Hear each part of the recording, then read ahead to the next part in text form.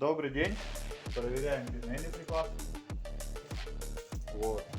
Так, клиент Александр. Начнем снимать размеры, проверять размеры. Длина указательного пальца 8,7. Если смотреть, то 8,9 получается, в размере. Так, рукоятка получается 10,5 на 10,5.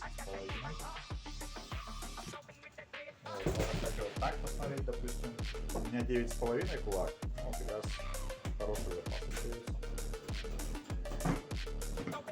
Вот. Так, дальше снимаем размер. Ширина шейки 40 плюс.